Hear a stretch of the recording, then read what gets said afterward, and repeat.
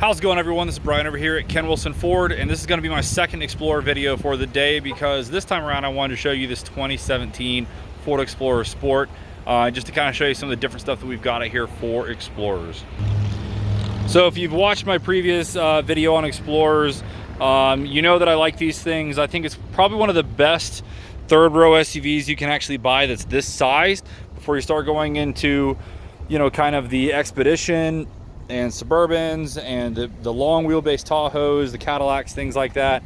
These actually, in my opinion, have the most room and have the best driving capabilities. And that's just me, that's just my own opinion, but I promise you if you drive one, especially back to back with some of these other ones, you will agree with me. Now again, this one specifically is an Explorer Sport. It is a 2017. As you can see, it has the revised front end and rear end. This one specifically has just over 81,000 miles. Now the big difference with the Explorer Sport is actually with the engine in here. So all of them have a 3.5 liter V6 of these years, but with the Sports you actually had the 3.5 EcoBoost, very similar to what you'd have in the pickup trucks of that year. So these have around 350 horsepower and I think 360 foot-pounds of torque or something similar to that. Whereas with the regular Explorers, you do not have all of that power. You just have a naturally aspirated V6, which is right around 290, 300 horsepower. Now, this one has totally different options than the older 2011 one, that silver one down there. You know, that truck down there had a sunroof, but it didn't have the power rear seats. It didn't have the folding seats. It was kind of a weird thing how that works. So this one, being a Sport, is optioned differently. So we still have our power folding rear tailgate. You can see someone here has bought some WeatherTech floor mats here, so we'll just chuck those on the ground for now.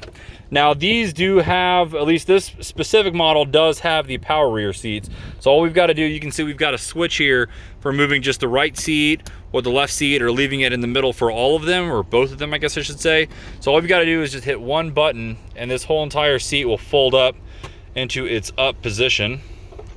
And then all we have to do from here is basically just move the headrests up if we want to use them. Same deal if we wanted to put them down. All you have to do is just hit the stow button and it does the rest for you. And again, I've said this before, but I like the third row in these things. You actually have room back there. I can actually fit in this third row seat with the second row clicked back. Now it's not extremely comfortable for me, but there's a lot of these third row SUVs that I literally do not fit in the back of.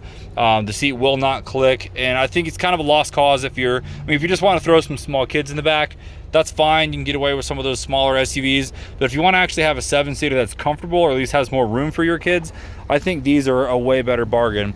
Now the other Explorer that we just looked at, the 2011, had the bench seat, and as we can see, this one has a different seating configuration. So this one actually seats 6 instead of 7, and that is because instead of having the bench across, we have two kind of independent chairs, kind of like a captain's chair setup, with the center console in the middle. And of course, you're going to have tons of storage in here with your center console.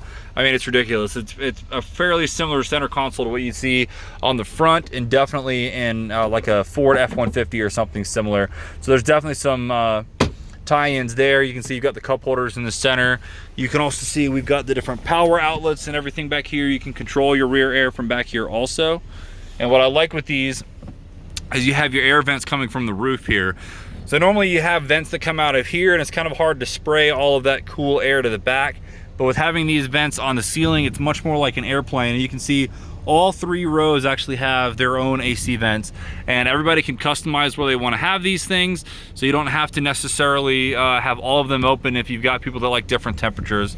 So this one, of course, being a 2017, does have the updated Ford Sync screen. You can kind of see if you look down on the bottom, this one does have the navigation. If we go into the climate settings here,